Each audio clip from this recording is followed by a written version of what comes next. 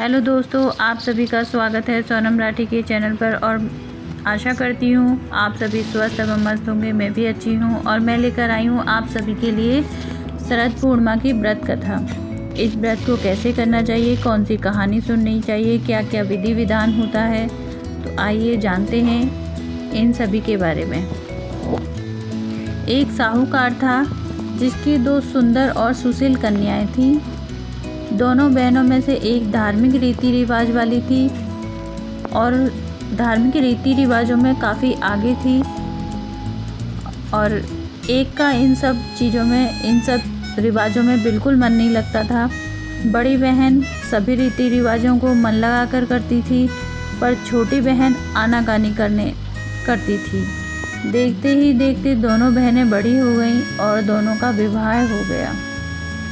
दोनों ही बहनें शरद पूर्णिमा का व्रत करती थीं, लेकिन छोटी के सभी धार्मिक कार्य अधूरे ही होते थे। इसी कारण उसकी संतान जन्म लेने के कुछ दिन बाद ही मर जाती थी। दुखी होकर उसने एक महात्मा से इसका कारण पूछा। महात्मा ने उसे बताया, तुम्हारा मन पूजा पाठ में नहीं है, इसलिए तुम शरद पूर्णिमा का व्रत पूरे विधि विधान के साथ करो। महात्मा की बात सुनकर छोटी बहन ने पूर्णिमा का व्रत विधि विधान के साथ किया। फिर भी उसका पुत्र जीवित नहीं बचा। उसने अपनी मरी हुई संतान को एक चौकी पर लेटा दिया और अपनी बहन को घर में बुलाकर और अनदेखा कर बहन को उस चौकी पर ही बैठने को कहा। जैसे ही बहन उस पर बैठने गई, उसके स्पर्श से बच्चा रोने लगा। बड़ी बहन एकदम से चौंक गई। उसने कहा, अरे तू मुझे कहाँ बैठा रही थी? यहाँ तो तेरा लाल है, अभी इसे कुछ हो जाता तो? तब छोटी बहन ने बताया, मेरा पुत्र तो मर गया था, पर तुम्हारे पुण्यों के कारण तुम्हारे स्पर्श मात्र से उसके प्राण वापस आ गए। उसके बाद से प्रतिवर्ष सभी गांव वासियों ने शरद पूर्णिमा का व्रत पूरे विधि विधान के साथ करना शुरू कर दिया। जो भी इस व्रत को करते हैं उनकी संतान सुखी एवं संपन्न होती है। इस प्रकार से हमें शरद पूर्णिमा का व्रत करना चाहिए। इसको किस तरीके से करना चाहिए, इसकी कौन कौन सी विधियाँ हैं?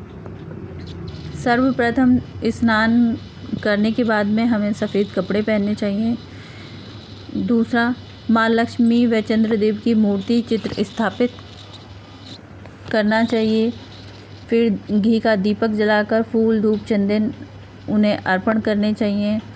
माँ लक्ष्मी जी का मंत्र जाप करना चाहिए। ओम श्री ह्रीं क्लीं महालक्ष्मी मंत्र नमः मंत्र से पूजा करनी चाहिए। उसके बाद चंद्र दर्शन करने चाहिए। रात में चांद को अर्घ्य दें और चांदनी में खीर रखें। जो माता पूर्णिमा के दिन जो प्रसाद बनाया जाता है, वो अमृतमय खीर को मध्य रात्रि या सुबह प्रसाद के रूप में ग्रहण करना चाहिए।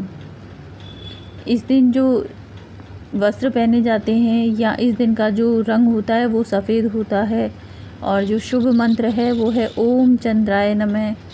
इस प्रकार से हमें शरद पूर्णिमा का व्रत और पूजा विधि विधान के साथ करनी चाहिए। दोस्तों, इस प्रकार से हर तरीके की जानकारी से जुड़ी हुई जानकारी लेने के लिए मेरे चैनल पर जुड़े रहें। जिन्होंने सब्सक्राइब नहीं किया है वो सब्सक्राइब कर लें, बेल आइकन प्रेस कर लें, ताकि मेरी हर आने वाली वीडियो की नोटिफिकेशन आप तक पहुंचती रहे। धन्यवाद।